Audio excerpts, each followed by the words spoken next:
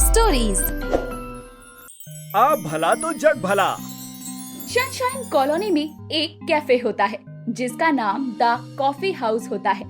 उस कैफे का मालिक विजय बहुत ही अकड़ू और खड़ू स्वभाव का होता है। वो किसी से ठीक से पेश नहीं आता है। एक दिन की बात है जब उसके कैफे के बाहर दो गरीब भिखारी बच्चे आते हैं। तभी मालिक मालिक हमें कुछ खाने को दे दो, बहुत भूख लगी है। माँ बापू के जाने के बाद हम भीख मांग रहे हैं, हम भूखे हैं, हमें कुछ खाने को दे दो मालिक। हाँ मालिक, हम दोनों गरीब भाई बहन का पेट भर दो मालिक। आपको भगवान जी का आशीर्वाद लगेगा, आपका भला होगा मालिक। अरे ओ भिखारियों, चलो जाओ यहाँ से। आए बड़े, पता नहीं कहाँ कहाँ से आ जाते हैं मुंह उठाकर, सड़क छाप भिखारी कहीं के। लेकिन मालिक। तुम दोनों ऐसे नहीं मारोगे ना? रुको, झाड़ू कहाँ है? अरे आज तो मैं तुम दोनों का कचुम्बर बना के ही रहूंगा, तो तुम दोनों भीख मांगने आओगे ही नहीं। जैसे ही विजय उन दोनों गरीब भाई बहन को मारने के लिए झाड़ू उठाने जाता है, वैसे ही वो दोनों बेचारे घबराकर वहाँ से भाग जाते हैं। आने दो फिर से इन भिखारियों को, अच्छे से सबक सिखाऊंगा इन्हें मैं। तभी विजय के कैफे के बगल के ग्रोसरी शॉप वाला मनोज उससे कहता है, अरे विजय भाई, क्या आप भी? अरे भिखारी मत कहिए उन्हें, उनकी मजबूरी है और वो थोड़ी ना आपसे पैसा या सोना मांग रहे थे, बस दो निवाले ही तो मांग रहे थे खाने के लिए, और उसमें भी आप उनके साथ ऐसे पेश आ रहे हो। ये तो सही नहीं है ना? मनोज, तुम अपना काम करो, समझे? अरे इतना ही था तो तुमने क्यों नहीं दिया उन्हें कुछ? अरे विजय, वो मेरी दुकान पर नहीं आए थे क्योंकि यहाँ पे भीड़ थी। तुम्हारा कैफे खाली देखकर वो तुम्हारे कैफे के दरवाजे पर आए। खैर छोड़ो, तुमसे तो बात करना ही गुनाह है। हमेशा ही तुम्हारे चेहरे पर बेवजह गुस्सा ही रहता है। हाँ, तुम्हारे मुंह लगकर कोई अपना दिन क्यों खराब करे?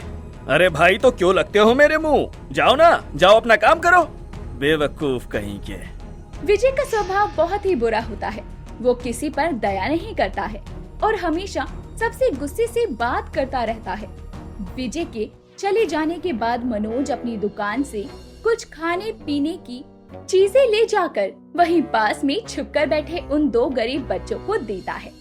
एक दिन विजय के कैफे का वेटर विजय के बुरे स्वभाव के कारण काम छोड़कर चला जाता है। तभी वहाँ पर एक दूसरा वेटर काम करने आता है जिसका नाम अमित होता है। अमित का स्वभाव बहुत अच्छा और नेक दिल होता है। वो कभी दूसरों के लिए बुरा नहीं चाहता और सबकी मदद करने वाला आदमी होता है। वैसे तो वो गरीब होता है लेकिन दिल से बहुत अमीर रहता है। सर, ये आपकी ब्लूबेरी पेस्ट्री और ये कोल्ड कॉफी और ये बेक्ड चोको कुकीज हमारी तरफ से। Have a great time sir. अरे वाह, थैंक यू सो मच। तुम वाकई में बहुत अच्छे हो, वरना आजकल कस्टमर से इतनी तहजीब और इतने प्यार से कोई बात नहीं करता। God bless you. Thank you so much sir. Cafe में जो भी कस्टमर आता वो अमित का काम और उसका बोलचाल देखकर उससे बहुत खुश होता और उसकी प्रशंसा करता। ये लो अमित, तुम्हारे लिए एक्स्ट्रा पैसे, ये रख लो तुम। नहीं सर, मैं ये नहीं रखूंगा, प्लीज इन्हें वापस ले लीजिए सर। अरे नहीं नहीं, ऐसा मत करो, रख लो। कुछ लोगों को किसी के मन और दिल को जीतने के लिए बहुत लंबा समय लग जाता है, और वहीं कुछ भले और साफ दिल लोग ऐसे भी होते हैं जो दूसरों के मन में झट से जगह बना लेते हैं, और तुम उन्हीं में से एक हो Amit. Thank you so much sir. Amit उस कस्टमर के पैसे रख लेता है, लेकिन जैसे ही वो कस्टमर कैफे के बाहर निकलता है तभी विजय तुरंत अमित के हाथ से वो एक्स्ट्रा पैसे भी छीन लेता है। ये पैसे इधर दे मुझे। लेकिन साहब। अरे ज्यादा उड़ मत, मीठे बोल बोल कर और सारे ग्राहकों को चूना लगाकर एक्स्ट्रा पैसे ले रहा है। वैसे बहुत अच्छा काम कर रहा है तू। हाँ साहब, आप जो कुछ भी बोल रहे हो वैसा कुछ भी नहीं है। आपको चाहिए तो पैसे रख लीजिए, लेकिन आप जो बोल रहे हैं मुझे वो सब मत कहिए। मैं जानबूझकर पैसों के लालच के लिए लोगों के साथ अच्छे से पेश नहीं आता। मैं सबसे अच्छे से बात करता हूँ और ख्याल रखता हूँ, इसलिए वो खुश होकर मुझे एक्स्ट्रा टिप देते हैं। अगर आप अपना स्वभाव अच्छा रखोगे तो लोग भी आपके साथ अच्छे से रहेंगे। अरे चल चल, ज्यादा ज्ञान की बातें मत कर और जाकर अपना काम कर। क्रीम रोल्स खत्म हो चुके हैं, जाकर उन्हें बना। ठीक है साहब। फिर एक दिन अमित देखता है कि विजय गली के कुत्ते को कैफे के बाहर बैठने से भगा रहा है। ओए कालू, चल निकल यहाँ से। आया बड़ा यहाँ सोने वाला। यहाँ मेरे कैफे के सामने सोकर पूरी जगह को खराब कर देते हैं सब। चल हट यहाँ से। ऐसा मत कीजिए साहब, ये एक बेजुबान जानवर है। और क्या हुआ अगर ये कैफे के सामने सो रहा है तो? ये आपका कुछ बिगाड़ तो नहीं रहा ना? तो आप इसके साथ ऐसा क्यों कर रहे हो? अमित, तुम मुझे मत सिखा कि मैं किसके साथ क्या करूं और क्या नहीं। चल दफा कर इस कुत्ते को यहाँ से। लेकिन साहब। विजय गुस्से से कैफे के अंदर चला जाता है। अमित कुत्ते को अब रात को घर जाते समय अपने घर ले जाता है और वो अपने घर के बाहर लकड़ियों से एक छोटा सा डॉग हाउस बनाता है और साथ ही उसे कुछ खाने के लिए भी देता है। ये लो कालू, अब से तुम इस घर में रहोगे। और ये लो तुम्हारे लिए ये छोटा सा ब्लैंकेट, ताकि तुम्हें ठंड न लगे। और ये तुम्हारे लिए दूध और बिस्किट। मैं आज कैफे से आते समय तुम्हारे लिए और भी डॉग फूड लाऊंगा, तब तक तुम इससे काम चला लो। कालू अमित को बहुत प्यार करता है और उसे चाटने लगता है। अमित से जितना होता वो अपने आसपास के लोगों की मदद किया करता। कभी उन 2 गरीब बच्चों को खाना खिला दिया करता या कभी किसी थके हारे बुजुर्ग को अपने कैफे से लाकर पानी पिला दिया करता। एक दिन जब विजय के कैफे के बाहर एक गरीब खिलौने वाला अपना स्टॉल लगाने जा रहा होता है, तभी विजय उस गरीब आदमी से पैसे मांगने लगता है। अरे ओ महाशय, ये तुम्हारे पिताजी की जगह नहीं है, ये मेरा कैफे है। और मेरे कैफे के बाहर अगर धंधा करना है तो तुम्हें मुझे पैसे देने होंगे। चल चल पैसे निकाल अब, वरना मैं तुझे यहाँ खड़े रहकर खिलौने बेचने नहीं दूंगा, समझे तुम? लेकिन साहब, मेरे पास तो इतने पैसे नहीं हैं साहब। मुझ गरीब को कोई सड़क पर खड़े होकर खिलौने बेचने ही नहीं देता है। आप तो ऐसा मत कीजिए साहब, मैं कहाँ जाऊंगा? आपके कैफे के बाहर खड़े रहकर खिलौने बेचने दीजिए ना साहब। साहब जाने दीजिए ना, इस गरीब आदमी से क्या ही पैसे ले रहे हो आप? इस गरीब को अपने 2 वक्त की रोटी गुजारा करने के लिए खिलौने बनाकर बेचने पड़ते हैं। ये खिलौने बेचकर मिले हुए पैसों से अपना गुजर बसर करेगा या आपको इस जगह को इस्तेमाल करने का किराया देगा? हाँ, तुम चुप रहो, ये मेरी जगह है और यहाँ मेरी ही चलेगी। तुम यहाँ के नौकर हो, अपनी हैसियत में रहकर बात करो। इस कैफे को अपना कैफे मत समझो। और तू गरीब खिलौने वाले, मैं तुझसे रोज का किराया लूंगा यहाँ खड़े रहने का। अगर तुझे ये सब मंजूर है तो ही तू यहाँ पर रहकर खिलौने बेच सकता है, वरना निकल यहाँ से। साहब ऐसा मत कीजिए ना साहब, इस जगह मेरे खिलौने की अच्छी खासी बिक्री होगी।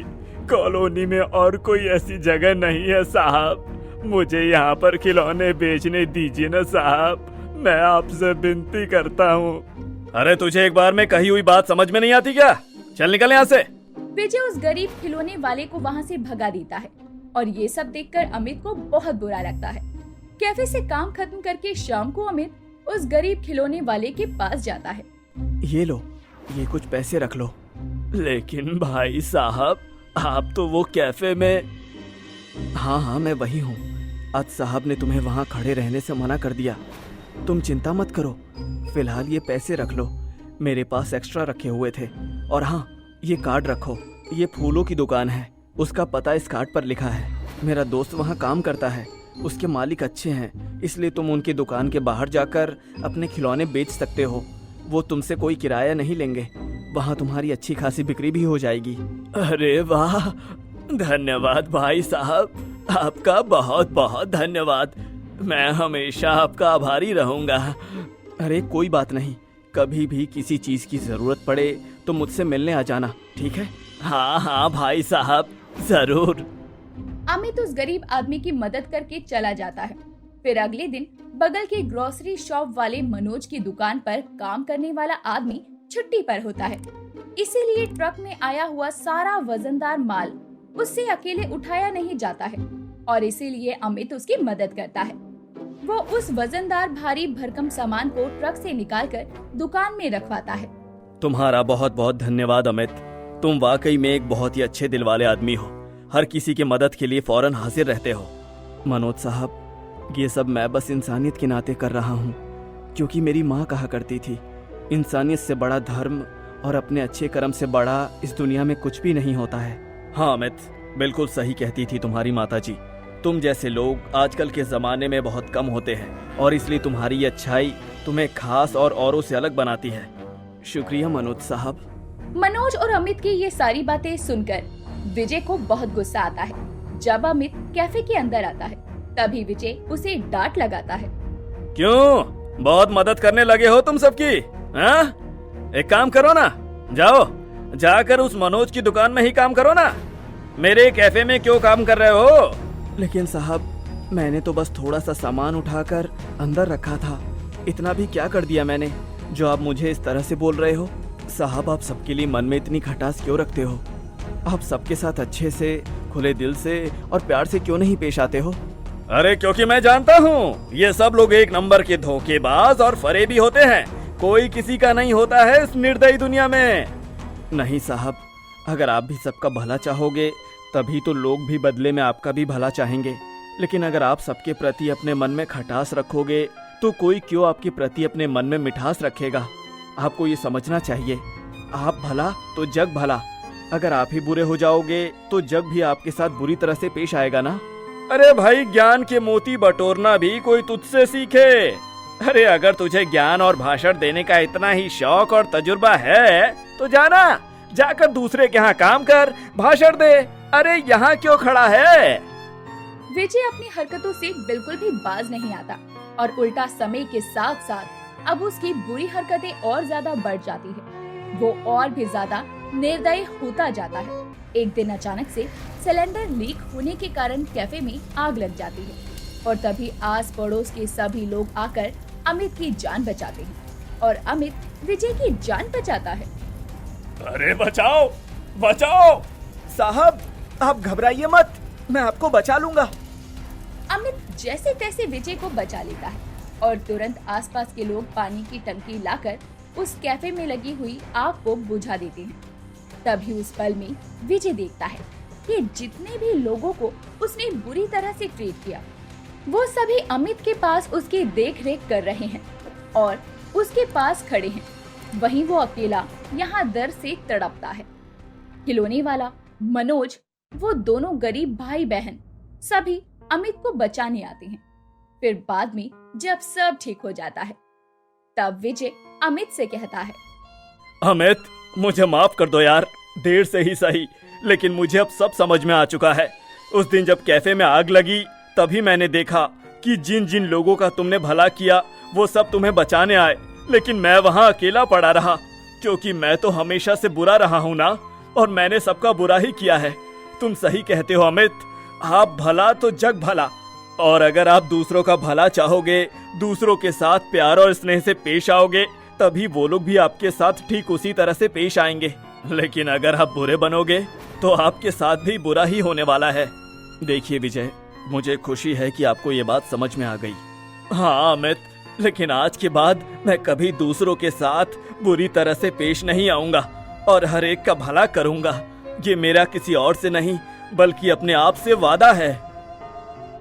और इस तरह अंत में विजय को अपनी गलती का एहसास हो जाता है, जिसके बाद वो सबके साथ प्यार से रहने लगता है और सभी बदले में उसके साथ भी प्यार से रहने लगते हैं। कहानी से सीख, अगर आप सबके साथ अच्छे से पेश आओगे तो ही लोग आपसे अच्छे से पेश आएंगे। इसीलिए हमें हमेशा अपना स्वभाव परोपकारी और निस्वार्थ रखना चाहिए, तभी आप सभी के चहीते बन पाओगे। धन्यवाद।